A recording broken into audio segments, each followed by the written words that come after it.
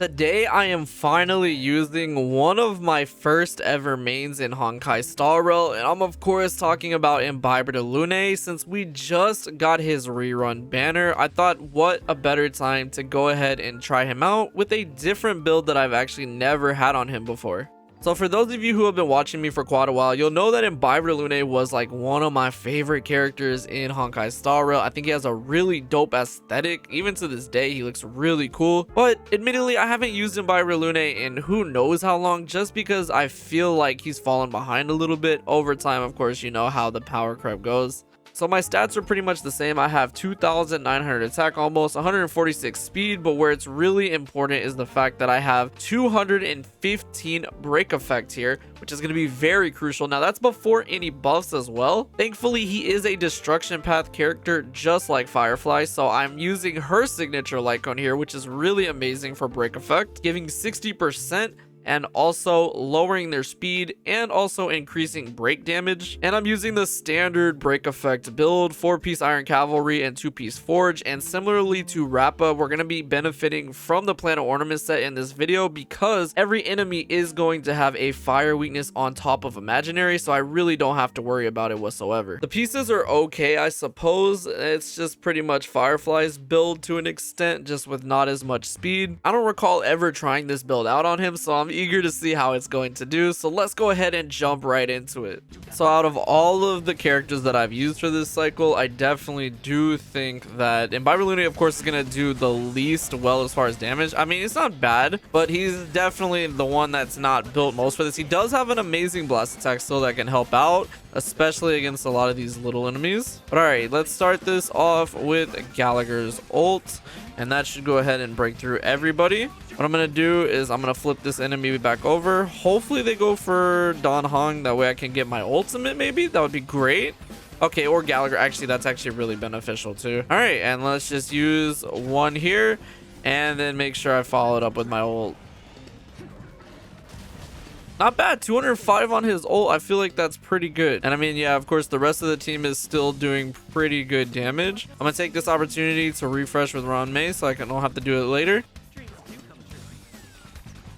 And just like that, we are done with the first phase and we're moving on to the enemies here. But what I think I'm going to do actually is still go for the blast in the middle rather than breaking one, because if I do get Gallagher's ult and I have Harmony Trailblazer's ult once again, we're pretty good on skill points here actually. So I'm going to break through this enemy. Now, hopefully Dan Heng's the one that doesn't get sealed.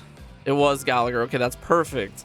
And I'll go ahead and break these two on the end. We do have my ult, which I'm going to save. Now, unfortunately, with this team, what I'll say is because Gallagher is the only one that can break in the middle, it slows down a little bit. But there we go. We are broken through, and we can start the rotation off over again with his ultimate. Let's see how much it's going to do. Almost 250,000. I think that's really good for him still. And we're getting nice hits with that buff still. Let's see what 3 stacks are going to do. 320 there. Okay, not bad. And then hopefully Trailblazer can finish it. And just like that, the first health bar is down, which is really good. So I'm actually really appreciative that they keep hitting Gallagher because he's getting a lot of ult energy for free this time around. It's not bad. Almost 500,000 there plus the 200 on top. All right, one more blast attack and follow it up with my ult, and this run is pretty much done. So obviously not as quick as the other teams. Even so, Dan Heng and Imbibitor Lunae is still keeping up quite well. So once we're in game, his break effect is actually pretty close to 355 here, which is actually really high. But all right, last attack with Imbibitor Lunae. And it did almost 300k. So there we go. That is 4 cycles. Not too quick compared to the other teams. Actually, twice as long, but still really good for him, I feel like. All right, next up is Apocalyptic Shadow. And I've been wanting to use Imbibitor Lunae on this ever since I saw that he was going to be having a rerun banner. And I think he's going to do extremely well with Harmony Trailblazer. And I'm going to be taking Rappa here since I still haven't used her on Apocalyptic Shadow yet. This is going to be knocking out 2 birds with 1 stone. But I'm also still going to be taking this buff with which really goes towards the break effect a lot. So let's go ahead and jump into seeing how this team can do against Node 2. So one thing I will say about this team in particular that I really didn't talk about in the first half is that when it comes to imaginary damage, like, it does put them in that state, but that's probably like what I've seen a few people consider one of the worst weakness break effects. I wouldn't say that I mind it too much, but because we're not using the Wastelander Bandage reset, we're not really benefiting from this as much as we would since we're using break effects. But all right, we're pretty good on skill points here, so what I'm gonna go ahead and do is just pop this,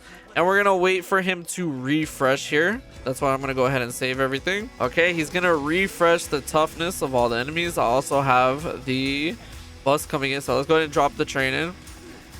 There we go. Nice. Okay, and then I'll pop Ron-Mei just so we can get a little bit faster. We do finally have Rappa's ultimate as well, so that should keep us in it. Without a sustain here, we do have to be careful, but we should be fine. So this is, like I said, my first time actually using Rappa onto this, and oh my gosh, is she amazing. Like, it's no surprise she's able to break almost all of these on an AoE scale like that, and it's so good. And just like that, he should be broken, and we still have 1873 action value, so it is definitely quite a lot faster, I feel like, than when I brought Firefly here, because we have so much of the same toughness damage as well. All right, let's refresh here. It does suck that Army Trailblazer's been sealed away for a lot of this. There we go. Nice. And then we'll drop in Imbibitor Lunae. Not bad. And then finally, Trailblazer is broken out of jail. I'm going to go ahead and refresh with Ron-Mei and also Rappa. Rappa's getting her ult constantly here. And then 1, 2, 3. And we still have tons of time left on this. Actually, 1760. That's not bad. All right. And what I will go ahead and do here is pop Trailblazer's ult, since we have like tons of energy, since he was literally on like a timeout for a little bit there. All right, so let's use all 3 stacks so we can get really close to our ult, since we're about to take a hit anyway from him. So we have 6,300 shield. I honestly think that should be enough. And what's good is I'll get my ult back, so I'll make up for those stacks that I lost.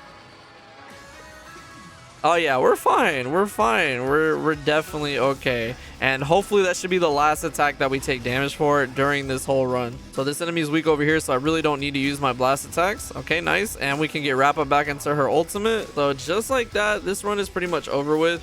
Rappa is contributing a lot to the weakness break and the damage, of course, but I think Imbibitor Lunae is definitely holding his own. And just like that, we have broken through finally. So yeah, this seems like it was a pretty fun run. I think this was actually a lot faster than even when I took Firefly, which I'm very impressed with. I mean, I have really good damage dealers here, and for the final hit, we'll go ahead and use Trailblazer.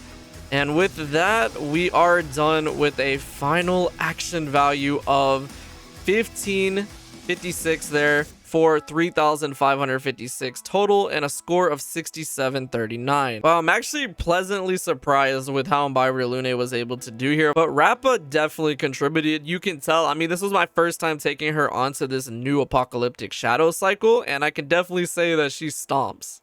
That's gonna do it for today. It felt really nice to finally be using Imbibitor Lunae once again. I'm really glad that I was able to take him out onto some of the newer in-game content. I still think that he's very viable in a lot of cases, and it is a lot different than the normal build that I use on him. Like I said earlier, I can't wait to see what the new 5-star version of Ting Yun's gonna be like in the next version of Honkai Star Rail, because the hype that I felt when Imbibitor Lunae got his new form was actually really cool. But yeah, I hope y'all enjoyed this. Thanks so much for watching, and I will see you all in the next video.